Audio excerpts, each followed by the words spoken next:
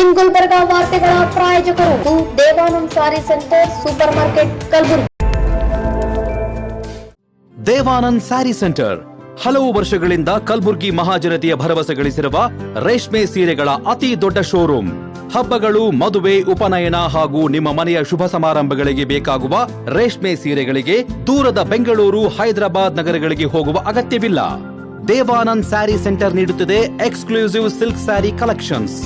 ದೇವಾನಂದ್ ಸ್ಯಾರಿ ಸೆಂಟರ್ನಲ್ಲಿ ಈಗ ಮದುವೆ ಮುಂತಾದ ಶುಭ ಸಮಾರಂಭಗಳಿಗೆ ಕಾಂಚೀವರಂ ಸೇರಿದಂತೆ wedding brocade saris, pure Dharmavaram ಸೀರೆಗಳು, ಪ್ಯೂರ್ ಬನಾರಸ್ ಸೀರೆಗಳು, pure Uppada silk, pure Ilkal ಸೀರೆಗಳು, pure fancy Gadwal silk, pure Paithani ಸೀರೆಗಳು, ಪ್ಯೂರ್ ಸಾಫ್ಟ್ ಸಿಲ್ಕ್ ಸೀರೆಗಳು ವಿವಿಧ ವಿನ್ಯಾಸಗಳಲ್ಲಿ.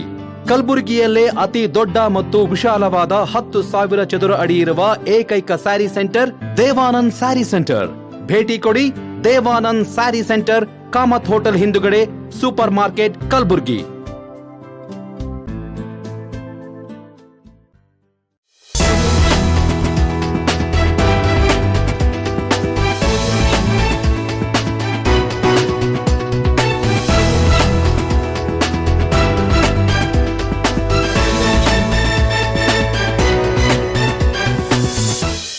ನಮಸ್ಕಾರ ವೀಕ್ಷಕರೇ, ಇನ್ ಗುಲ್ಬರ್ಗ ನ್ಯೂಸ್ಗೆ ಸ್ವಾಗತ.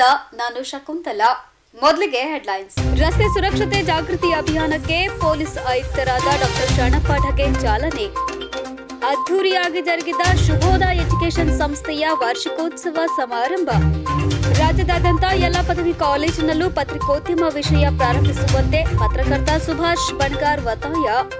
ಜೆಡಿಎಸ್ ಕಚೇರಿಯಲ್ಲಿ ಕೇಂದ್ರ ಸಚಿವ ಕುಮಾರಸ್ವಾಮಿ ಹುಟ್ಟುಹಬ್ಬ ಆಚರಣೆ. ಪಂಚಮಸಾಲಿ ಸಮುದಾಯವನ್ನ 2Aಗೆ ಸೇರ್ಪಡೆ ಮಾಡದಂತೆ ಪ್ರದೇಶ ಸಂಘ ಆಗ್ರಹ. ಇದೀಗ ವಾರ್ತೆಗಳ ವಿವರ. ರಸ್ತೆ ಸುರಕ್ಷತೆ ಕುರಿತು ಜಾಗೃತಿ ಮೂಡಿಸುವ 5 LED ವಾಹನಗಳಿಗೆ ಚಾಲನೆ ನೀಡಲಾಯಿತು. ನಗರ ಪೊಲೀಸ್ ಆಯುಕ್ತ ಡಾಕ್ಟರ್ ಶರಣಪ್ಪ ಎಸ್ಟಿ ಅವರು ಹಸಿರು ನಿಶಾನೆ ತೋರಿಸುವ ಮೂಲಕ ಪ್ರಚಾರಕ್ಕೆ ಚಾಲನೆ ನೀಡಿದರು.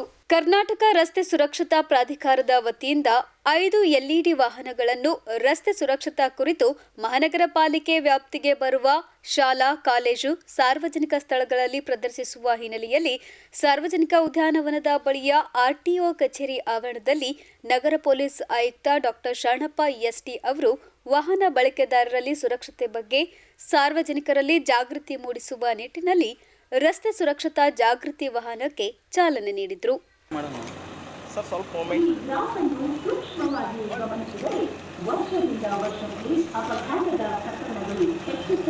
ಬಳಿಕ ಮಾತನಾಡಿದ ಅವರು, ಸಾರಿಗೆ ಇಲಾಖೆ, ಆರಕ್ಷಕ ಇಲಾಖೆ ಮತ್ತು ಕರ್ನಾಟಕ ರಾಜ್ಯ ರಸ್ತೆ ಸುರಕ್ಷತಾ ಪ್ರಾಧಿಕಾರದ ವತಿಯಿಂದ ಕಲಬುರಗಿ ನಗರದಲ್ಲಿ 5 ದಿನಗಳ ಕಾಲ ನಿರಂತರವಾಗಿ ವಾಹನ ಸವಾರರಿಗೆ ರಸ್ತೆ ಸುರಕ್ಷತೆ ಬಗ್ಗೆ ಅರಿವು ಮೂಡಿಸುವ ನಿಟ್ಟಿನಲ್ಲಿ 5 LED ವಾಹನಗಳಿಗೆ ಚಾಲನೆ ನೀಡಲಾಗಿದೆ.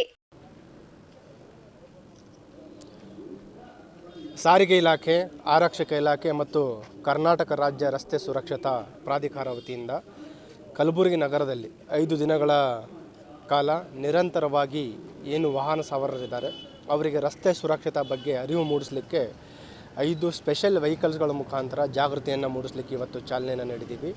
ತಮಗೆಲ್ಲ ತಿಳಿದಿರುವ ಹಾಗೆ ರೋಡ್ ಸೇಫ್ಟಿ ನಿಯಮಗಳನ್ನು ಪಾಲನೆ ತುಂಬ ಪ್ರಮುಖವಾಗಿದೆ.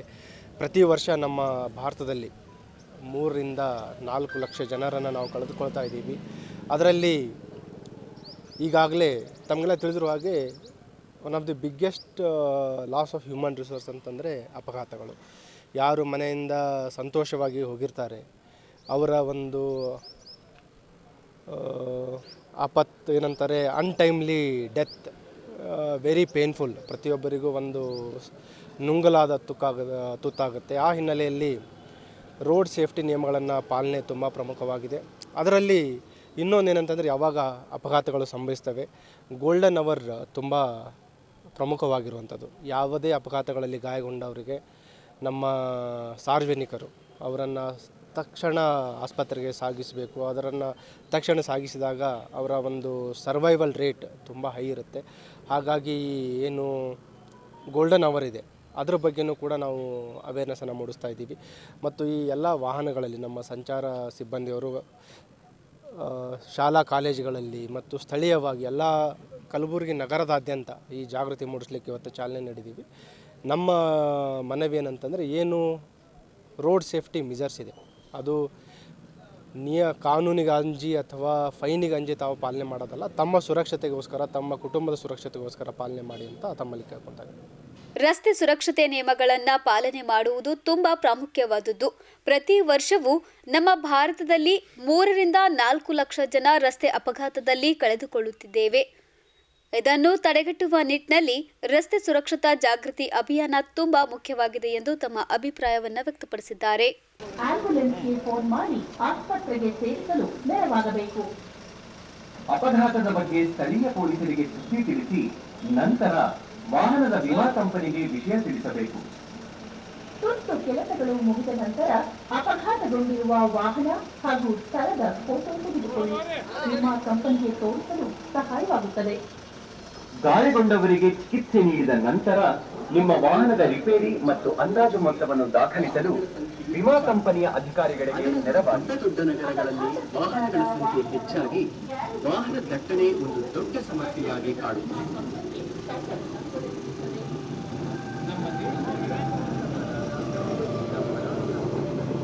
ಈ ಸಮಸ್ಯೆ ನಿವಾರಣೆಗೆ ಕರ್ನಾಟಕ ರಾಜ್ಯ ರಸ್ತೆ ಸುರಕ್ಷತಾ ಓಡಿಹೋಗಬಾರದು. ಹೀಗೆ ಮಾಡಿದರೆ ಅಂತಹ ವ್ಯಕ್ತಿಗಳ ವಿರುದ್ಧ ಕಾನೂನು ಕ್ರಮ ಜರುಗಿಸಬಹುದು. ಅಪಘಾತಕ್ಕೀಡಾದ ವಾಹನದಲ್ಲಿ ಎಲ್ಲರೂ ಸುರಕ್ಷಿತವಾಗಿದ್ದಾರೆಯೇ ಅಥವಾ ಗಾಯಗೊಂಡಿದ್ದಾರೆಯೇ ಎಂದು ಪರಿಶೀಲಿಸಬೇಕು.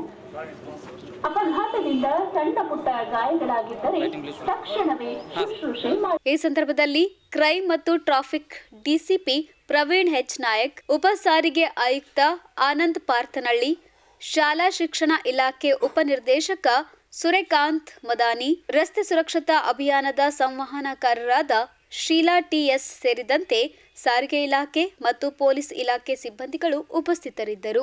Bureau report in Gulbarga news. Shubhoda education ಸೊಸೈಟಿಯ happy play home kindergarten ಮತ್ತು ಪ್ರೈಮರಿ ಇಂಗ್ಲಿಷ್ ಮೀಡಿಯಂ ಶಾಲೆಯ 26ನೇ ವಾರ್ಷಿಕೋತ್ಸವ ಸಮಾರಂಭವು ಅದ್ದೂರಿಯಾಗಿ ಜರುಗಿತು. ನಗರದ ಎಸ್ಎಂ ಪಂಡಿತ್ ರಂಗಮಂದಿರದಲ್ಲಿ ಆಯೋಜನೆ ಮಾಡಲಾಗಿದ್ದ ಸಮಾರಂಭವನ್ನು ಹೈದರಾಬಾದ್ ಕರ್ನಾಟಕ ಶಿಕ್ಷಣ ಸಂಸ್ಥೆಯ ಕಾರ್ಯದರ್ಶಿ ಉದಯ್ ಕುಮಾರ್ ಚಿಂಚೋಳಿ ಅವರು ಜ್ಯೋತಿ ಬೆಳಗಿಸುವ ಮೂಲಕ ಉದ್ಘಾಟಿಸಿ ಮಾತನಾಡಿದರು.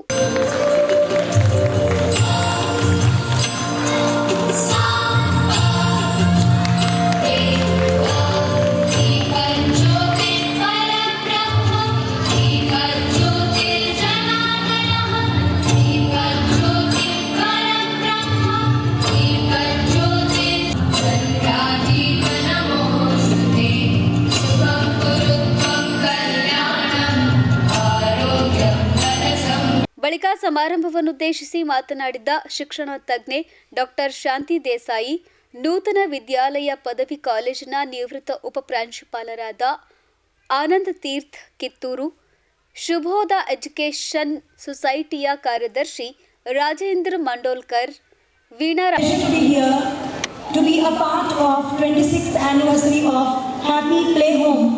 The name itself suggests happy. Happy has a long history. Many people have written books. Japanese write a famous book called Aikigai on how to be happy. And a wonderful author has written a book called Happy Brain. We all need to read that book. That tells the science of from where happiness comes. I think when I was reading that book, I thought since a month I have been in touch with Happy Play Home administrators, Rajendra sir and Veena Mandolkar. The kind of concern, the kind of love, the kind of care, the kind of affection, the kind of interest, the kind of pride they are taking about Happy Play Home is really commendable, madam. Keep it up. My sense of gratitude to Mandolkar couple for offering so much respect to me by inviting me to this function and to be part of this happy function. It's not a small joke to run a school successfully, that too for 26 years. ಯಾರೋ ಮನೆಗೆ ಒಂದು guest ಬಂದ್ಬಿಟ್ಟು ಒಂದು ಪಟಾಕಿ ಅವ್ರಿಗೆ ಏನು ಮಾಡಬೇಕು ಅದು ಟೆನ್ಷನ್ ಆಗ್ತದೆ.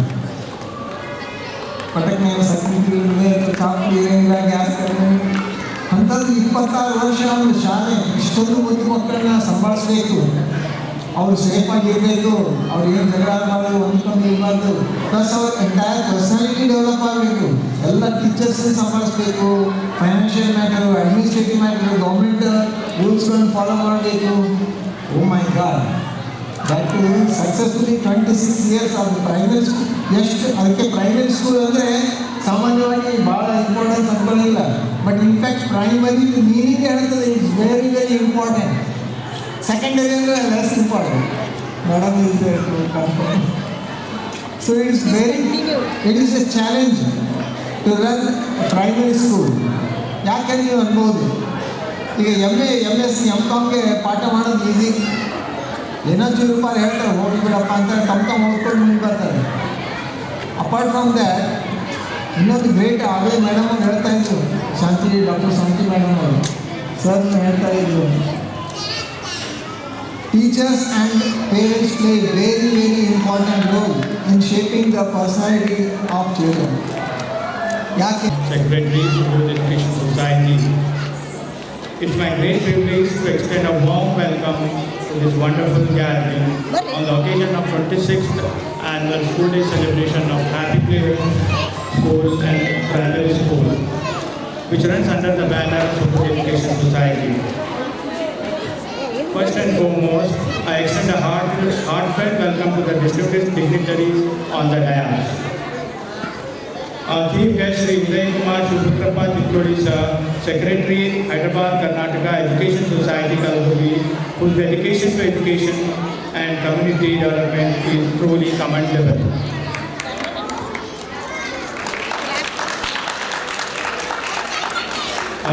Our guest of honor, Srimati Dr. R. Desai Madam, educationalist and state resource person for English, a visionary leader and a beacon of inspiration in the field of education. We are equally delighted to welcome Mr. Ravindra Desai on the stage. Thank you both of you for joining this function. Our special guest, Sri Anantadeep Krishnamurthy Kittur sir, Vice Principal, Retired Uttar Vidyalaya Degree College, Kalburgi. A respected figure whose contributions have enriched the society immensely.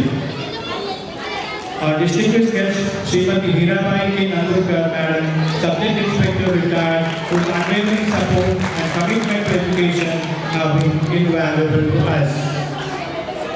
Srimati Veena Rajendra, Administrator and Headmistress of Happy Play Home, Kindergarten and Primary School, whose tireless efforts and leadership have been instrumental in shaping the success of this institution. ಇನ್ನು ಸಮಾರಂಭದಲ್ಲಿ happy play home kindergarten ಮತ್ತು primary English medium ಶಾಲೆಯ ವಿದ್ಯಾರ್ಥಿಗಳಿಗಾಗಿ ಏರ್ಪಡಿಸಲಾಗಿದ್ದ ಸಾಂಸ್ಕೃತಿಕ ಕಾರ್ಯಕ್ರಮಗಳಲ್ಲಿ ಪುಟಾಣಿ ಮಕ್ಕಳು ಕನ್ನಡ ಹಾಗೂ ಹಿಂದಿ ಹಾಡುಗಳಿಗೆ ಹೆಜ್ಜೆ ಹಾಕುವ ಮೂಲಕ ಗಮನ ಸೆಳೆದರು.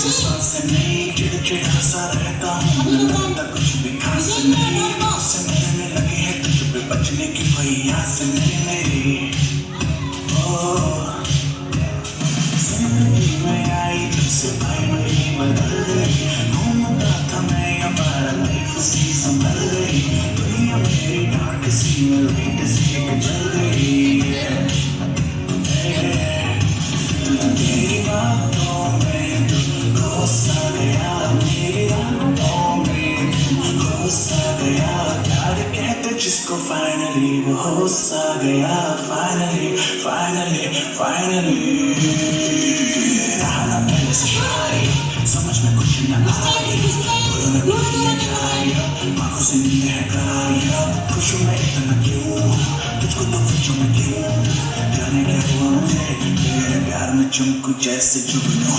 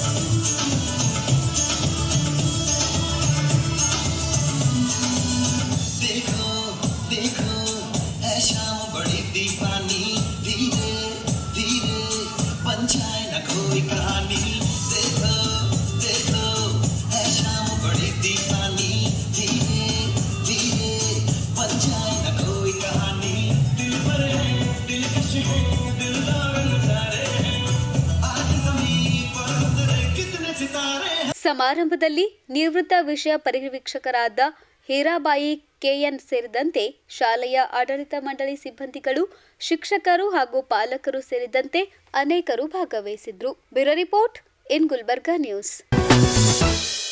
ರಾಜ್ಯದ ಎಲ್ಲಾ ಪದವಿ ಕಾಲೇಜುಗಳಲ್ಲಿ ಪತ್ರಿಕೋದ್ಯಮ ಐಚ್ಛಿಕ ವಿಷಯ ಆರಂಭಿಸುವಂತೆ ಹಿರಿಯ ಪತ್ರಕರ್ತ ಸುಭಾಷ್ ಬಣಗಾರ್ ಅವರು ಒತ್ತಾಯಿಸಿದ್ದಾರೆ. ಈ ಕುರಿತು ಕಲಬುರಗಿ ನಗರದಲ್ಲಿ ಸುದ್ದಿಗೋಷ್ಠಿ ನಡೆಸಿ ಮಾತನಾಡಿದ ಅವರು, ರಾಜ್ಯದ ಎಲ್ಲ ಪದವಿ ಕಾಲೇಜುಗಳಲ್ಲಿ ಪತ್ರಿಕೋದ್ಯಮ ವಿಷಯವನ್ನ ಐಚ್ಛಿಕ ವಿಷಯವನ್ನಾಗಿ ಪ್ರಾರಂಭಿಸಬೇಕೆಂಬುದು ನಮ್ಮ ಬೇಡಿಕೆಯಾಗಿದ್ದು, ಬೆಳಗಾವಿಯಲ್ಲಿ ನಡೆಯುತ್ತಿರುವ ಅಧಿವೇಶನದಲ್ಲಿ ಚರ್ಚಿಸಿ ಕ್ರಮ ಕೈಗೊಳ್ಳಬೇಕು ಎಂದು ಆಗ್ರಹಿಸಿದ್ದಾರೆ.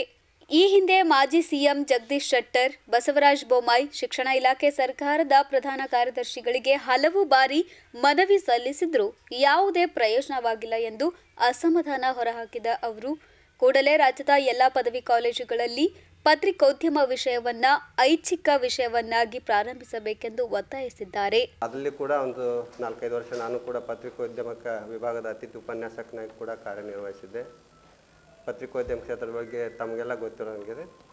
ಮುಖ್ಯವಾಗಿ ಈ ಪತ್ರಿಕಾಗೋಷ್ಠಿ ಕರೆದಿರ್ತಕ್ಕಂಥ ಉದ್ದೇಶ ಏನಪ್ಪ ಅಂತಂದರೆ, ರಾಜ್ಯದ ಎಲ್ಲ ವಿಶ್ವವಿದ್ಯಾಲಯಗಳಲ್ಲಿ MA ಪತ್ರಿಕೋದ್ಯಮ ವಿಷಯ ಇದೆ.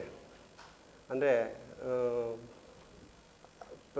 ಗುಲ್ಬರ್ಗ ಯೂನಿವರ್ಸಿಟಿ ಒಂದೇ ನೋಡಿಕೊಂಡ್ರೆ ಗುಲ್ಬರ್ಗ ಯೂನಿವರ್ಸಿಟಿಯಲ್ಲಿದೆ, ಕಾಜಾ ಬಂದೇ ನವಾಜ್ ಯೂನಿವರ್ಸಿಟಿಯಲ್ಲಿದೆ, ಈ ಕಡೆ ಕೇಂದ್ರೀಯ ವಿಶ್ವವಿದ್ಯಾಲಯದಲ್ಲಿದೆ, ಮತ್ತು ಶರಣಬಸವ ವಿಶ್ವವಿದ್ಯಾಲಯದಲ್ಲಿ MA ಪತ್ರಿಕೋದ್ಯಮ ಇದೆ. ಆ ಕಡೆ ನೋಡಿದರೆ ಎಲ್ಲ ನಿಮಗೆ ಗೊತ್ತಿರೋಂಗೆ ಮೈಸೂರು, ಮಂಗಳೂರು, ಧಾರವಾಡ, ಈ ಕಡೆಗೆ ಶಿವಮೊಗ್ಗ, ತುಮಕೂರು, ರಾಯಚೂರು ವಿಶ್ವವಿದ್ಯಾಲಯ, ಎಲ್ಲ ವಿಶ್ವವಿದ್ಯಾಲಯದಲ್ಲಿ MA ಪತ್ರಿಕೋದ್ಯಮ ವಿಷಯ ಇದೆ. ಆದರೆ ದುರಂತ ಏನಂದರೆ, BAದಲ್ಲಿ ಯಾವ್ಯಾವ ಕಾಲೇಜಿನಲ್ಲೂ ಕೂಡ ಪತ್ರಿಕೋದ್ಯಮ ವಿಷಯ ಇಲ್ಲ. ಬೇರೆ ಯಾರೋ ಯಾವುದೋ ಓದಿ, ಅಂದರೆ ಬೇರೆ ಸಬ್ಜೆಕ್ಟ್ ಓದಿ ಒಮ್ಮೆಲೆ ಡೈರೆಕ್ಟಾಗಿ MA ಪತ್ರಿಕೋದ್ಯಮ ಓದುವಂಥ ಒಂದು ಇದೆ. ನಾವು ಕೂಡ ಈ ಒಂದು ರಾಜ್ಯದ ಎಲ್ಲ ಸರ್ಕಾರಿ ಕಾಲೇಜುಗಳಲ್ಲಿ BA ಪತ್ರಿಕೋದ್ಯಮ ಐಚ್ಛಿಕ ವಿಷಯ ಆಗಿ ಪ್ರಾರಂಭ ಮಾಡಬೇಕು ಅಂಥೇಳಿ ನಾವು ಸರ್ಕಾರಕ್ಕೆ, ಮುಖ್ಯಮಂತ್ರಿಗಳಿಗೆ ಆಗಾಗ ಮನವಿ ಮಾಡ್ತಾನೆ ಬಂದಿದೆ. ಮನವಿ ಮಾಡತ್ತಂದ್ರೂ ಇವಾಗಲಿಂದಲ್ಲ, 2012ನೇ ಇಸ್ವಿಯಲ್ಲಿ ಜಗದೀಶ್ ಶೆಟ್ಟರು ಮುಖ್ಯಮಂತ್ರಿ ಆಗಿದ್ದರು. ಆವಾಗಲಿಂದನೇ ನಾವು ಮನವಿಯನ್ನು ಕೊಡ್ತಾ ಬಂದಿದ್ವಿ. 2012ರಲ್ಲಿ ಜಗದೀಶ್ ಶೆಟ್ಟರ್ ಆಗಿದ್ದು, ಆಮೇಲೆ ಸಿದ್ದರಾಮಯ್ಯ ಅವ್ರಿಗೆ ಕೊಟ್ಟಿದ್ವಿ, ಆಮೇಲೆ ಬಸವರಾಜ ಬೊಮ್ಮಾಯಿ ಅವರಿಗೆ 2 ಸಾರಿ ಕೊಟ್ಟಿದ್ವಿ. 2022ರಲ್ಲಿ ನಮ್ಮ ರಾಜ್ಯ ಮಟ್ಟದ ಪತ್ರಕರ್ತ ಸಮ್ಮೇಳನ ನಡೆಸಲ್ಲ, ಅವಾಗ ಬಂದಾಗ ಅವ್ರಿಗೆ ಕೊಟ್ಟಿದ್ವಿ. ಮತ್ತು ನಮ್ಮ ಸುವರ್ಣ ಮಹೋತ್ಸವ ಬಂದಾಗ ಅವಾಗೂ ಕೊಟ್ಟಿದ್ವಿ. ಸರ್ಕಾರದಿಂದ ನಮಗೊಂದು ಉತ್ತರ ಬರ್ತದೆ ಅಷ್ಟೇ.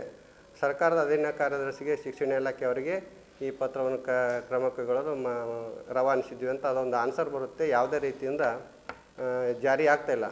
ನಮಗೆ ಅದು ಮುಖ್ಯವಾಗಿ ಅಂದರೆ, ರಾಜ್ಯದಲ್ಲಿರ್ತಕ್ಕಂಥ ಎಲ್ಲ ಪದವಿ ಕಾಲೇಜುಗಳಲ್ಲಿ ಪತ್ರಿಕೋದ್ಯಮ ವಿಷಯವನ್ನು ಐಚ್ಛಿಕ ವಿಷಯವಾಗಿ ಪ್ರಾರಂಭ ಮಾಡಬೇಕೆಂಬುದು ಮುಖ್ಯವಾಗಿದೆ. ಈಗ ಅಂದರೆ ಬೇರೆ ಇದೆ, ಹಿಸ್ಟ್ರಿ ಇದೆ, ಎಕನಾಮಿಕ್ಸ್ ಇದೆ, ಆಮೇಲೆ ಇತಿಹಾಸ, ರಾಜ್ಯಶಾಸ್ತ್ರ, ಯಾವುದು ಕನ್ನಡ, ಹಿಂದಿ, ಇಂಗ್ಲೀಷು, ಇವೆಲ್ಲ ಸಬ್ಜೆಕ್ಟ್ಗಳಿದೆ. ಅದೇ ಥರ ಕೂಡ ನಮಗೆ ಪತ್ರಿಕೋದ್ಯಮ ಎಂಬುದು BAದಲ್ಲಿ ಒಂದು ಐಚ್ಛಿಕ ವಿಷಯವಾಗಿ ಪ್ರಾರಂಭ ಮಾಡಬೇಕು. ಈ ಐಚ್ಛಿಕ ವಿಷಯವಾಗಿ ಪ್ರಾರಂಭ ಮಾಡಿದ್ರೆ ಏನಾಗ್ತದೆ, MA ಓದಂಥ ಮುಂದೆ ಬರ್ತಕ್ಕಂಥ ವಿದ್ಯಾರ್ಥಿಗಳು ಸ್ವಲ್ಪ ಸರಳ ಆಗುತ್ತೆ. ನಾನು ಕೂಡ ಬೆಂಗಳೂರಲ್ಲಿ BA ಪತ್ರಿಕೋದ್ಯಮ HKS ಕಾಲೇಜಿನಲ್ಲಿ ಓದಿ MA ಪತ್ರಿಕೋದ್ಯಮ ಓದಿನಿ ಅಂತೇಳಿ ನನಗೆ ಸ್ವಲ್ಪ ಬರವಣಿಗೆ ಬಂತು ಮತ್ತು ಆಸಕ್ತಿ ಕೂಡ ಹೆಚ್ಚಾಯಿತು. ಈಗ ಡೈರೆಕ್ಟಾಗಿ ಪತ್ರಿಕೋದ್ಯಮ MA ಪತ್ರಿಕೋದ್ಯಮ ಬರ್ತಾ ಇರೋದ್ರಿಂದ ಎಷ್ಟೊಂದು ಗುಣಮಟ್ಟದಿಂದ ಕಲಿಯೋಕ್ಕೂ ಆಗಲ್ಲ, ಬರವಣಿಗೆ ಬರೋಕ್ಕೂ ಆಗಲ್ಲ. ಸೊ ಸರ್ಕಾರ ಈ ಬಗ್ಗೆ ಗಂಭೀರವಾಗಿ ಕ್ರಮ ಕೈಗೊಳ್ಳಬೇಕು. ರಾಜ್ಯದಲ್ಲಿರ್ತಕ್ಕಂಥ ಸುಮಾರು ಒಂದು 500 ಏನೋ ಪದವಿ ಕಾಲೇಜುಗಳಿದೆ. 500 ಪದವಿ ಕಾಲೇಜುಗಳಲ್ಲಿ ಪತ್ರಿಕೋದ್ಯಮ ವಿಷಯವನ್ನು ಐಚ್ಛಿಕ ವಿಷಯವಾಗಿ ಪ್ರಾರಂಭ ಮಾಡಬೇಕು. ಅದಕ್ಕೆ ಬೇಕಾಗಿರ್ತಕ್ಕಂಥ ಎಲ್ಲ ಉಪನ್ಯಾಸಕರನ್ನು ನೇಮಕ ಮಾಡಬೇಕು. ಮೂಲಭೂತ ಸೌಲಭ್ಯಗಳನ್ನು ಕೂಡ ಅಲ್ಲಿ ಕಲ್ಪಿಸಬೇಕು. ಅಂದಾಗ ಮಾತ್ರ ಹೆಚ್ಚಿನ ವಿದ್ಯಾರ್ಥಿಗಳು ಈ ಒಂದು ಕೋರ್ಸಿಗೆ ಬರೋಕ್ಕೆ ಸಾಧ್ಯ ಆಗುತ್ತೆ. ಆಮೇಲೆ MA ಮಾಡಿದಾಗ ಕೂಡ ಅವರಿಗೆ ಒಂದು ಹೆಚ್ಚಿನ ಕಲಿಕೆಗೆ ಆಸಕ್ತಿ ಉಂಟಾಗುತ್ತೆ. ಆ ಹಿನ್ನೆಲೆಯಲ್ಲಿ ಈಗ ನಾವು ಇನ್ನೊಮ್ಮೆ ಈಗ ಕೂಡ ಅಧಿವೇಶನ ನಡೆದಿದೆ. ಸರ್ಕಾರದ ಒಂದು ಮನವಿ ಮಾಡ್ತಾಯಿದ್ವಿ, ಒತ್ತಾಯ ಮಾಡ್ತಾಯಿದ್ವಿ. BA ಪತ್ರಿಕೋದ್ಯಮ ಎಲ್ಲ ರಾಜ್ಯದ ಎಲ್ಲ ಕಾಲೇಜುಗಳಲ್ಲಿ ಪ್ರಾರಂಭ ಮಾಡಬೇಕು. ಅದಕ್ಕೆ ಬೇಕಾಗಿರ್ತಕ್ಕಂಥ ಅತಿಥಿ ಉಪನ್ಯಾಸಕರನ್ನು, ಯಾಕೆಂದರೆ ಸಾಕಷ್ಟು MA ಜರ್ನಲಿಸಮ್ ಮುಗಿಸಿರ್ತಕ್ಕಂಥ ವಿದ್ಯಾರ್ಥಿಗಳು ಮತ್ತು MA ಜರ್ನಲಿಸಮ್ ಮಾಡಿ PhD ಮಾಡಿರ್ತಕ್ಕಂಥ ವಿದ್ಯಾರ್ಥಿಗಳು ನಿರುದ್ಯೋಗಿಗಳಾಗಿದ್ದಾರೆ. ಸೊ ಅವರಿಗೆ ಒಂದು ಉದ್ಯೋಗ ಕಲ್ಪಿಸಿದಂತಾಗುತ್ತೆ. ಆಮೇಲೆ ಈಗ ಸಮೂಹ ಮಾಧ್ಯಮ ದೊಡ್ಡ ಬೃಹದಾಕಾರವಾಗಿ ಬೆಳೀತಾ ಇದೆ. ಸಮುದ್ರದ ಎಲ್ಲಿ ಯಾರು ಬೇಕಾದರೂ ಕೂಡ ಒಂದು ಯೂಟ್ಯೂಬು ಅದು ಇದು ಮಾಡ್ತಾಯಿದ್ದಾರೆ. ಸೊ ಅವ್ರಿಗೆ ಯಾವುದೇ ರೀತಿಯಿಂದ ಶೈಕ್ಷಣಿಕ ಅರ್ಹತೆ ಇರಲಾರ್ದಂಗೆ ಆಗಿಬಿಟ್ಟಿದೆ. ಆ ಹಿನ್ನೆಲೆಯಲ್ಲಿ ಅಟ್ಲೀಸ್ಟು BAದಲ್ಲಿ ಆದ್ರೂ ಕೂಡ 3 ವರ್ಷ ಪತ್ರಿಕೋದ್ಯಮ ಓದಿದ್ರಂದರೆ ಅವರಿಗೆ MAದಲ್ಲಿ ಓದೋಕ್ಕಲಿ ಅಥವಾ BA ಮುಗಿಸಿದ ನಂತರ ಕೂಡ ಪತ್ರಿಕೋದ್ಯಮದಲ್ಲಿ ಕಲಿಯೋಕ್ಕೆ ಅವಕಾಶ ಸಿಗುತ್ತೆ. ಸರ್ಕಾರ ಈ ನಿಟ್ಟಿನಲ್ಲಿ ಕ್ರಮ ಕೈಗೊಳ್ಳಬೇಕು ಅಂಥೇಳಿ ನಾವು ತಮ್ಮ ಮಾಧ್ಯಮದ ಮುಖಾಂತರ ಮನವಿ ಮಾಡ್ತೀವಿ. ಸೊ ಇದನ್ನು ಆದಷ್ಟು ಬೇಗ ಮಾಡಿದರೆ ತುಂಬ ಅನುಕೂಲ ಅಂಥೇಳಿದು.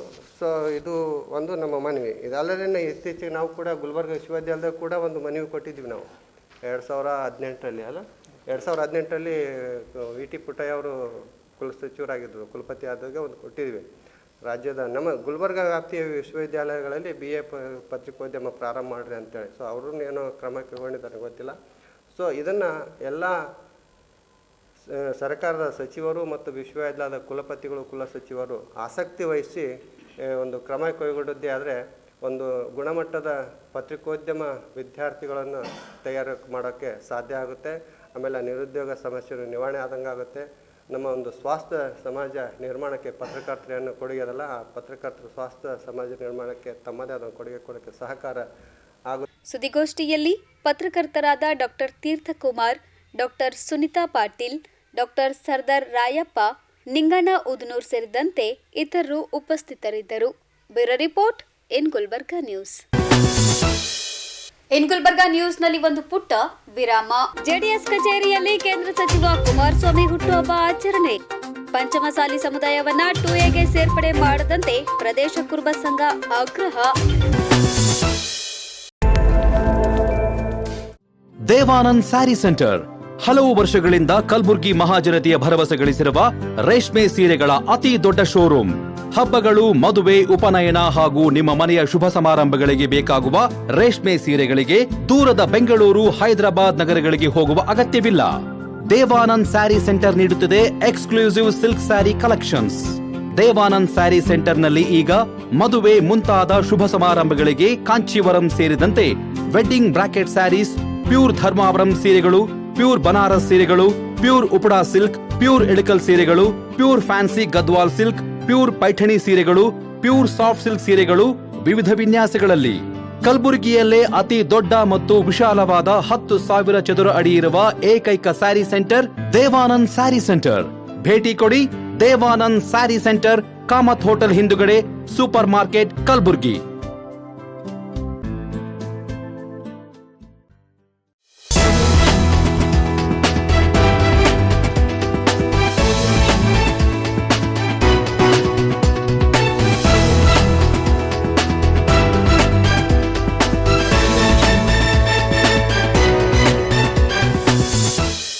ವಿರಾಮದ ನಂತರ ಮತ್ತೆ ಇನ್ ಗುಲ್ಬರ್ಗಾ ನ್ಯೂಸ್ಗೆ ಸ್ವಾಗತ. ಮಾಜಿ ಸಿಎಂ ಕೇಂದ್ರ ಸಚಿವ HD ಕುಮಾರಸ್ವಾಮಿ ಅವರ ಹುಟ್ಟುಹಬ್ಬವನ್ನ ಕಲಬುರಗಿಯಲ್ಲಿ ಜೆಡಿಎಸ್ ಕಾರ್ಯಕರ್ತರು ಹಾಗೂ ಅಭಿಮಾನಿಗಳು ಕೇಕ್ ಕತ್ತರಿಸುವ ಮೂಲಕ ಸಂಭ್ರಮಿಸಿದ್ರು. ನಗರದ ಜಿಲ್ಲಾ ಜನತಾದಳ ಪಕ್ಷದ ಕಚೇರಿಯಲ್ಲಿ HDK ಭಾವಚಿತ್ರವನ್ನಿಟ್ಟು ಕೇಕ್ ಕತ್ತರಿಸುವ ಮೂಲಕ ಕುಮಾರಸ್ವಾಮಿ ಪರ ಘೋಷಣೆ ಕೂಗಿ ಅಭಿಮಾನಿಗಳು ಹಾಗೂ ಜೆಡಿಎಸ್ ಮುಖಂಡರು ಸಂಭ್ರಮಿಸಿದ್ರು. ಈ ವೇಳೆ ಮಾತನಾಡಿದ ಜೆಡಿಎಸ್ ಜಿಲ್ಲಾಧ್ಯಕ್ಷ ಬಾಲರಾಜ್ ಗುತ್ತೇದಾರ್ ಅವರು, ಜನತಾದಳ ಪಕ್ಷದ ರಾಜ್ಯಾಧ್ಯಕ್ಷರಾದ ಕುಮಾರಸ್ವಾಮಿ ಅವರ 65ನೇ ಜನ್ಮದಿನವನ್ನ ಪಕ್ಷದ ಮುಖಂಡರು ಅತ್ಯಂತ ಹುಮ್ಮಸ್ಸಿನಿಂದ ಆಚರಣೆ ಮಾಡುತ್ತಿದ್ದಾರೆ. ಕುಮಾರಸ್ವಾಮಿ ಅವರು ಅತ್ಯಂತ ಸರಳ ಜೀವಿಯಾಗಿದ್ದು, ಕರ್ನಾಟಕ ಮಾತ್ರವಲ್ಲದೆ ಭಾರತ ದೇಶದಲ್ಲಿ ಹಲವಾರು ಹುದ್ದೆಗಳನ್ನು ಸೃಷ್ಟಿ ಮಾಡಿ ಯುವಕರಿಗೆ ಉದ್ಯೋಗಗಳನ್ನು ನೀಡುತ್ತಿದ್ದಾರೆ ಎಂದು ತಮ್ಮ ಅಭಿಪ್ರಾಯವನ್ನು ವ್ಯಕ್ತಪಡಿಸಿದ್ದಾರೆ. ಇವತ್ತಿನ ದಿನ ಜನತಾದಳ ಪಕ್ಷದ ರಾಜ್ಯ ಅಧ್ಯಕ್ಷರು ಹಾಗೂ ಕೇಂದ್ರ ಸಚಿವರಾದ ಸನ್ಮಾನ್ಯ ಕುಮಾರಸ್ವಾಮಿ ಅಣ್ಣವರ 65ನೇ ಹುಟ್ಟುಹಬ್ಬದ ನಿಮಿತ್ತವಾಗಿ ಇವತ್ತು ಜನತಾದಳ ಪಕ್ಷದ ಕಾರ್ಯಾಲಯದಲ್ಲಿ ಎಲ್ಲ ಮುಖಂಡರುಗಳು ಸೇರಿ ಇವತ್ತು ಅವರ ಹುಟ್ಟುಹಬ್ಬವನ್ನು ಆಚರಣೆ ಮಾಡಲಾಗ್ತಾಯಿದೆ. ಭಾಳ ಹುಮ್ಮಸ್ಸದಿಂದ, ಯಾಕಂದರೆ ತಮಗೆಲ್ಲರಿಗೂ ಗೊತ್ತಿದೆ ಕುಮಾರಸ್ವಾಮಿಯವರಂದರೆ ಒಬ್ಬ ಸರಳತೆ ಇದ್ದಂಥ ವ್ಯಕ್ತಿ. ಕರ್ನಾಟಕ ನಾಡಿಗೆ ಅಷ್ಟೇ ಅಲ್ಲ, ಇವತ್ತು ಭಾರತ ದೇಶದಲ್ಲೂ ಕೂಡ ಇವತ್ತು ಹಲವಾರು ಹುದ್ದೆಗಳನ್ನು ಸೃಷ್ಟಿ ಮಾಡಿ ಇವತ್ತು ಉದ್ಯೋಗ ಕೊಡಿಸುವಲ್ಲಿ ಯಶಸ್ವಿ ಕಾಣ್ತಾ ಇದ್ದಾರೆ. ಮತ್ತು ಕೂಡ ಇನ್ನಿನ್ನ ಮುಂದೆ ಬರೋ ದಿನಗಳಲ್ಲಿ ಕರ್ನಾಟಕ ಅಷ್ಟೇ ಅಲ್ಲ, ಭಾರತ ದೇಶಕ್ಕೆ ಇವತ್ತೊಂದು ಕ್ಯಾಬಿನೆಟ್ ಸಚಿವರಾಗಿ ಅವ್ರಿಗೆ ಕೆಲಸ ಮಾಡ್ತಾಯಿದ್ರೆ ಭಗವಂತ ಅವ್ರಿಗೆ ಒಳ್ಳೆಯ ಆರೋಗ್ಯ ಐಶ್ವರ್ಯ ಕೊಟ್ಟು ಕಾಪಾಡಲಿ ಮತ್ತು ಇನ್ನೂ ಹೆಚ್ಚಿನ ಉನ್ನತ ಸ್ಥಾನಗಳನ್ನು ಕುಮಾರಣ್ಣನವರಿಗೆ ಭಗವಂತ ಕೊಡಲಿ ಮತ್ತು ಜನರ ಒಂದು ಸೇವೆ ಮಾಡೋಂಥ ಅವಕಾಶ ಅವರಿಗೆ ಕೂಡಲೇ, ಯಾಕಂದರೆ ಅವ್ರು ಯಾವತ್ತೂ ಕೂಡ ಜನರ ಪರವಾಗಿ, ಬಡವರ ಪರವಾಗಿ, ಕಾರ್ಮಿಕರ ಪರವಾಗಿ ಇದ್ದಂಥ ವ್ಯಕ್ತಿ. ಇವತ್ತು ಭಾಳ ಖುಷಿ ಆಗ್ತಾಯಿದೆ. 65ನೇ ಜಯಂತ್ಯೋತ್ಸವ ಇದು ಜನ್ಮದಿನ ಕಾರ್ಯಕ್ರಮ ಇವತ್ತೇನು ಹಮ್ಮಿಕೊಂಡಿದ್ದೀವಿ ನಮ್ಮ ಜನತಾದಳದ ಎಲ್ಲ ಮುಖಂಡರುಗಳು ನಾವೆಲ್ಲ ಸೇರಿ ಮೊದಲೊಮ್ಮೆ ಎಲ್ಲರ ಮುಖಾಂತರ ನಾನು ಶುಭವನ್ನು ಕೋರ್ತಾ ಇದ್ದೀನಿ. ನಮಸ್ಕಾರ. Bureau report in Gulbarga news. Panchamasali ಸಮುದಾಯವನ್ನ 2Aಗೆ ಸೇರ್ಪಡೆ ಮಾಡದಂತೆ ಕರ್ನಾಟಕ ಪ್ರದೇಶ ಕುರುಬ ಸಂಘದ ಅಧ್ಯಕ್ಷ ಗುರುನಾಥ್ ಪೂಜಾರಿ ಒತ್ತಾಯಿಸಿದ್ದಾರೆ. ಈ ಕುರಿತು ಸುದ್ದಿಗೋಷ್ಠಿ ನಡೆಸಿ ಮಾತನಾಡಿದ ಅವರು, 3rd B ಪ್ರವರ್ಗದಲ್ಲಿ ಬರುವ ಪಂಚಮಸಾಲಿ ಸಮಾಜವನ್ನ 2Aಗೆ ಸೇರ್ಪಡೆ ವಿರೋಧಿಸಿ ಹಾಗೂ ಜಾತಿ ಗಣತಿ ವರದಿಯನ್ನ ಅಂಗೀಕರಿಸಲು ಆಗ್ರಹಿಸಿ ಬೆಳಗಾವಿಯ ಸುವರ್ಣಸೌಧದ ಎದುರು ಬೃಹತ್ ಪ್ರತಿಭಟನೆ ಹಮ್ಮಿಕೊಳ್ಳಲಾಗಿದೆ ಎಂದು ತಿಳಿಸಿದ್ದಾರೆ. ಪಂಚಮಸಾಲಿ ಸಮಾಜವನ್ನ 2Aಗೆ ಸೇರ್ಪಡೆ ಮಾಡುವುದರಿಂದ 102 ಜಾತಿಗಳಿಗೆ ಅನ್ಯಾಯವಾಗುತ್ತದೆ.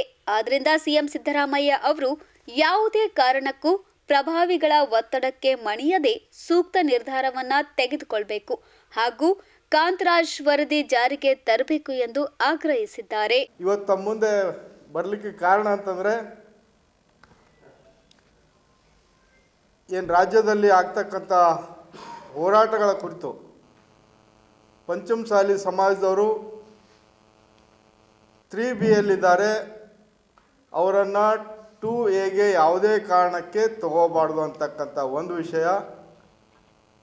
ಇನ್ನೊಂದು ವಿಷಯ, ಏನು ಸರ್ಕಾರಕ್ಕೆ ಜಾತಿ ಗಣತಿಯ ವರದಿಯನ್ನು ಸಲ್ಲಿಸಿದ್ದಾರೆ, ಅದನ್ನು ಸರ್ಕಾರ ಕೂಡಲೇ ಅಂಗೀಕಾರ ಮಾಡಬೇಕು ಅಂತಕ್ಕಂಥ ನಿಟ್ಟಿನಲ್ಲಿ ಒಂದು ಬೃಹತ್ ಆದಂಥ ಹೋರಾಟವನ್ನು ಬೆಳಗಾವಿಯಲ್ಲಿ ಇಟ್ಟಿದ್ದೇವೆ ಅಂತಕ್ಕಂಥ ಮಾತನ್ನು ಹೇಳ್ತಾ ಇದ್ದೇವೆ. ಆತ್ಮೀಯರೇ, ಇವತ್ತು ಪಂಚಮಸಾಲಿ ಸಮಾಜದವರು ಈ ಹಿಂದೆ ಚೆನ್ನಪ್ಪ ರೆಡ್ಡಿ ಆಯೋಗ ಆಗಿರ್ಬೋದು, ಹಾವನೂರು ವರದಿ ಆಗಿರ್ಬೋದು, 2002ರಲ್ಲಿ ಬಂದಂಥ category list, category 1, category 2A, category 3A, category 3B ಅಂತಕ್ಕಂಥದ್ದು ಏನು ವರದಿಯ ಮುಖಾಂತರ ರಾಜ್ಯ ಸರ್ಕಾರದಲ್ಲಿ ಕ್ಯಾಟಗರಿ ವೈಸ್ ಇವತ್ತಿನ ದಿವಸ ಮೀಸಲಾತಿಯನ್ನು ಕೊಡ್ತಾ ಇದ್ದಾರೆ ಅಂತಕ್ಕಂಥದ್ದು. ಆ ಸಂದರ್ಭದಲ್ಲಿ 3Bಯಲ್ಲಿ ಬರ್ತಕ್ಕಂಥ ಪಂಚಮಸಾಲಿ ಸಮಾಜದವರು ಅವರು ಯಾವುದೇ ರೀತಿಯಾಗಿ ಆರ್ಥಿಕವಾಗಿ, ಸಾಮಾಜಿಕವಾಗಿ, ರಾಜಕೀಯವಾಗಿ, ಶೈಕ್ಷಣಿಕವಾಗಿ ಯಾವುದರಲ್ಲಿ ಹಿಂದೆ ಇಲ್ಲ, ಅವರು ಮುಂದುವರೆದವರು ಅಂತಕ್ಕಂಥ ಹಿನ್ನೆಲೆಯನ್ನು ಇಟ್ಕೊಂಡು ಅವರಿಗೆ 3B ಸೌಲಭ್ಯವನ್ನು ಕೊಡ್ತಾ ಬಂದಿದೆ ಅಂತಕ್ಕಂಥ ಸರ್ಕಾರ. ಆದರೆ ಈಗ ಹೋರಾಟದ ಮುಖಾಂತರ ನಾವೇನಾದರೂ 2Aಗೆ ಅವ್ರು ಬಂದಿದ್ದೇ ಆದಲ್ಲಿ ಏನು ಹಿಂದುಳಿದ ವರ್ಗದಲ್ಲಿ ಬಂದು ನೋಡಿದ 2 ಜಾತಿಗಳಿವೆ, ಆ ಎಲ್ಲ ಜಾತಿಗಳು ಇವತ್ತಿನ ದಿವಸ ಮಣ್ಣಪಾಲಾಗ್ತವೆ ಅಂತಕ್ಕಂಥದ್ದು. ಯಾರು ದುಡ್ಕೊಂಡು ತಿನ್ಬೇಕಂತಕ್ಕಂಥ ನಾವು 102 ಜಾತಿಗಳು ಹಿಂದುಳಿದವರಿದ್ದೇವೆ. ದುಡಿಸ್ಕೊಂಡು ಉಣ್ಬೇಕಂತಕ್ಕಂಥ ವ್ಯಕ್ತಿಗಳು ಇವತ್ತಿನ ದಿವಸ ದಬ್ಬಾಳಿಕೆ ಮುಖಾಂತರ ಬರಬೇಕಂತಂದರೆ ಅದು ಯಾವುದೇ ಕಾರಣಕ್ಕೂ ಸರ್ಕಾರ ಅದನ್ನು ಅಂಗೀಕಾರ ಮಾಡಬಾರ್ದು ಅಂತಕ್ಕಂಥ ಆಗ್ರಹವನ್ನು ಸಂಘ ಮಾಡ್ತಾ ಇದೆ ಅಂತಕ್ಕಂಥದ್ದು 1 ಪಾಯಿಂಟ್. ಎರಡನೇದು, ಮಾನ್ಯ ಜನಪ್ರಿಯ ಮುಖ್ಯಮಂತ್ರಿಗಳಾಗಿರುವಂಥ ಶ್ರೀಮಾನ್ ಸಿದ್ದರಾಮಯ್ಯನವರು ವಿಧಾನ ಪರಿಷತ್ತಿನ ಪ್ರಶ್ನೋತ್ತರಗಳಲ್ಲಿ ಆರ್ಟಿಕಲ್ 340ರಲ್ಲಿ ಯಾವುದೇ ಕಾರಣಕ್ಕೂ ಪಂಚಮಸಾಲಿ ಸಮಾಜವನ್ನು 2Aಕ್ಕೆ ಬರಲಿಕ್ಕೆ ಸಾಧ್ಯ ಇಲ್ಲ, ಅಂಗೀಕಾರ ಮಾಡಲ್ಲ ಅಂತಕ್ಕಂಥ ಮಾತನ್ನು ಹೇಳಿದ್ದಾರೆ. ಅದನ್ನು ಸಂಘ ಅತ್ಯಂತ ಸಂತೋಷವಾಗಿ, ಹರ್ಷವಾಗಿ ಸ್ವಾಗತವನ್ನು ಮಾಡ್ತೇವೆ ಅಂತಕ್ಕಂಥದ್ದು. ಇನ್ನು ಮುಂದುವರೆದು ಇವತ್ತು ಸರ್ಕಾರ, ಮಾನ್ಯ ಮುಖ್ಯಮಂತ್ರಿಗಳು ಸಿದ್ದರಾಮಯ್ಯನವರು 2016ರಲ್ಲಿಯೇ ಈ ರಾಜ್ಯದ ಎಲ್ಲ ಜನರ, ಪ್ರತಿ ಕುಟುಂಬದ, ಇವರು ಬಡವರಿರಲಿ, ಬಗ್ಗಿದ ಶ್ರೀಮಂತರಿರಲಿ, ಮಧ್ಯಮ ವರ್ಗದವರಿರಲಿ, ಏನು ರಾಜ್ಯದ ಪ್ರತಿ ಕುಟುಂಬದ ವರದಿಯನ್ನು ತಗೊಳ್ಳೋಕ್ಕೆ ಜಾತಿ ಜನಗಣತಿ ಅಂತಕ್ಕಂಥದ್ದು ಕಾಂತರಾಜ್ರವರ ಅಧ್ಯಕ್ಷತೆಯಲ್ಲಿ 2016ರಲ್ಲಿ ಒಂದು ಆಯೋಗ ರಚನೆ ಮಾಡಿ ಸುಮಾರು 167 ಕೋಟಿ ರೂಪಾಯಿ ಖರ್ಚು ಮಾಡಿ 75ಕ್ಕಿಂತ ಪ್ರತಿ ಕುಟುಂಬಕ್ಕೂ 75ಕ್ಕಿಂತ ಹೆಚ್ಚು ಪ್ರಶ್ನೆಗಳನ್ನು, ಮಾನದಂಡಗಳನ್ನು ಅಧ್ಯಯನ ಮಾಡೋದ್ರ ಮುಖಾಂತರ ಈ ಕುಟುಂಬ ಆರ್ಥಿಕವಾಗಿ ಇಷ್ಟಿದೆ, ಈ ಕುಟುಂಬ ಸಾಮಾಜಿಕವಾಗಿ ಹೀಗಿದೆ, ಈ ಕುಟುಂಬ ಶೈಕ್ಷಣಿಕವಾಗಿ ಈ ರೀತಿಯಿದೆ, ಇಷ್ಟು ಜನಸಂಖ್ಯೆ ಇದ್ದಾರೆ, ಈ ರಾಜ್ಯದಲ್ಲಿ ಬಡವರು ಇಷ್ಟಿದ್ದಾರೆ ಅಂತಕ್ಕಂಥ ಮಾಹಿತಿಯನ್ನು ಎಚ್ ಕಾಂತರಾಜ್ರವರ ವರದಿಯಲ್ಲಿ ಈಗಾಗಲೇ ಏನು ಅಂತಂದರೆ ವರದಿ ರೆಡಿಯಾಗಿದೆ. ಆ ರೆಡಿಯಾದಂಥ ವರದಿ ಕಳೆದ ಮಾರ್ಚ್ನಲ್ಲಿ ಜಯಪ್ರಕಾಶ್ ಹೆಗಡೆ ಅವರ ಅಧ್ಯಕ್ಷತೆಯಲ್ಲಿ ಕಳೆದ ಮಾರ್ಚ್ನಲ್ಲಿ ಏನಂತಂದರೆ ಸರ್ಕಾರಕ್ಕೆ ವರದಿ ಸಲ್ಲಿಸಿದ್ದಾರೆ ಅಂತಕ್ಕಂಥ. ಇಷ್ಟೆಲ್ಲ ವರದಿ ರೆಡಿಯಾಗಿ ಇಷ್ಟೆಲ್ಲ ದುಡ್ಡು ಖರ್ಚು ಮಾಡಿ ಇಷ್ಟೆಲ್ಲ ಪ್ರಶ್ನೆಗಳನ್ನ ಕೇಳಿ ರಾಜ್ಯದ ಮಾಹಿತಿ ಇವತ್ತಿನ ದಿವಸ ಜಾತಿ ಜನಗಣತಿ ವರದಿಯಲ್ಲಿ ಕಾಂತರಾಜ್ರವರ ವರದಿಯಲ್ಲಿ ಇದ್ದಾಗ ಸರ್ಕಾರಕ್ಕೆ ಮಾರ್ಚ್ ತಿಂಗಳಿಂದ ಇಲ್ಲಿವರೆಗೆ ಹಲವಾರು ಹೋರಾಟಗಳು, ಹಲವಾರು ಮನವಿಗಳು ಮಾಡುವುದ್ರ ಮುಖಾಂತರ ಮಾನ್ಯ ಮುಖ್ಯಮಂತ್ರಿಗಳು ಹಲವಾರು ಬಾರಿ ಕ್ಯಾಬಿನೆಟ್ದಲ್ಲಿ ನಾವು ಈ ಸಾರಿ ಒಪ್ಪಿಗೆ ತಗೋತೇವೆ ಅಂತಕ್ಕಂಥ ಮಾತನ್ನು ಹೇಳೋದ್ರ ಮುಖಾಂತರ ಮಾತಿಗೆ ತಪ್ಪಿದ್ದಾರೆ. ಹಲವಾರು ರಾಜಕೀಯ ನಾಯಕರುಗಳು ಹೇಳ್ತಾ ಇದ್ದಾರೆ, ನೀವು ಜಾತಿ ಜನಗಣತಿಯ ತಗೊಂಡ್ರಿ ಅಂತಂದರೆ ಸರ್ಕಾರ ಬೀಳ್ತದೆ ಅಂತಕ್ಕಂಥದ್ದು ದೊಡ್ಡ ದೊಡ್ಡ ಸ್ವಾಮೀಜಿಗಳು ಮತ್ತು ದೊಡ್ಡ ದೊಡ್ಡ ಸಮಾಜದ ಮುಖಂಡರುಗಳು ಹೇಳ್ತಾ ಇದ್ದಾರೆ.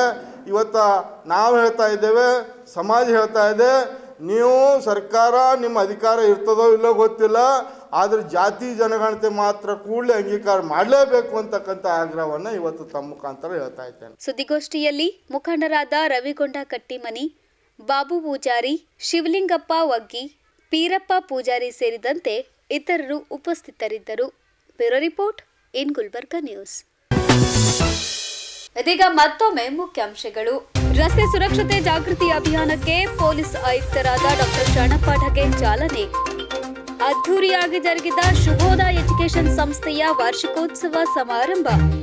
ರಾಜ್ಯದಾದ್ಯಂತ ಎಲ್ಲ ಪದವಿ ಕಾಲೇಜಿನಲ್ಲೂ ಪತ್ರಿಕೋದ್ಯಮ ವಿಷಯ ಪ್ರಾರಂಭಿಸುವಂತೆ ಪತ್ರಕರ್ತ ಸುಭಾಷ್ ಬಣಗಾರ್ ಒತ್ತಾಯ.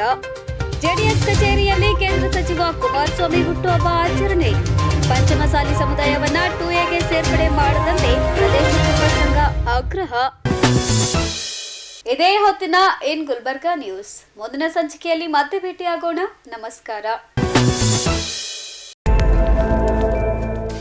ದೇವಾನಂದ್ ಸ್ಯಾರಿ ಸೆಂಟರ್ ಹಲವು ವರ್ಷಗಳಿಂದ ಕಲಬುರ್ಗಿ ಮಹಾಜನತೆಯ ಭರವಸೆ ಗಳಿಸಿರುವ ರೇಷ್ಮೆ ಸೀರೆಗಳ ಅತಿ ದೊಡ್ಡ ಶೋರೂಮ್. ಹಬ್ಬಗಳು, ಮದುವೆ, ಉಪನಯನ ಹಾಗೂ ನಿಮ್ಮ ಮನೆಯ ಶುಭ ಸಮಾರಂಭಗಳಿಗೆ ಬೇಕಾಗುವ ರೇಷ್ಮೆ ಸೀರೆಗಳಿಗೆ ದೂರದ ಬೆಂಗಳೂರು, ಹೈದರಾಬಾದ್ ನಗರಗಳಿಗೆ ಹೋಗುವ ಅಗತ್ಯವಿಲ್ಲ. ದೇವಾನಂದ್ ಸ್ಯಾರಿ ಸೆಂಟರ್ ನೀಡುತ್ತಿದೆ exclusive silk sari collections. Devanand sari ಸೆಂಟರ್ನಲ್ಲಿ ಈಗ ಮದುವೆ ಮುಂತಾದ ಶುಭ ಸಮಾರಂಭಗಳಿಗೆ ಕಾಂಚೀವರಂ ಸೇರಿದಂತೆ wedding brocade saris, pure Dharmavaram ಸೀರೆಗಳು, ಪ್ಯೂರ್ ಬನಾರಸ್ ಸೀರೆಗಳು, pure Uppada silk, pure Ilkal ಸೀರೆಗಳು, pure fancy Gadwal silk, pure Paithani ಸೀರೆಗಳು, ಪ್ಯೂರ್ ಸಾಫ್ಟ್ ಸಿಲ್ಕ್ ಸೀರೆಗಳು ವಿವಿಧ ವಿನ್ಯಾಸಗಳಲ್ಲಿ. ಕಲಬುರಗಿಯಲ್ಲೇ ಅತಿ ದೊಡ್ಡ ಮತ್ತು ವಿಶಾಲವಾದ 10,000 ಚದುರ ಅಡಿ ಇರುವ ಏಕೈಕ ಸ್ಯಾರಿ ಸೆಂಟರ್ ದೇವಾನಂದ್ ಸ್ಯಾರಿ ಸೆಂಟರ್. ಭೇಟಿ ಕೊಡಿ. ದೇವಾನಂದ್ ಸ್ಯಾರಿ ಸೆಂಟರ್, ಕಾಮತ್ ಹೋಟೆಲ್ ಹಿಂದುಗಡೆ, ಸೂಪರ್ ಮಾರ್ಕೆಟ್, ಕಲಬುರ್ಗಿ.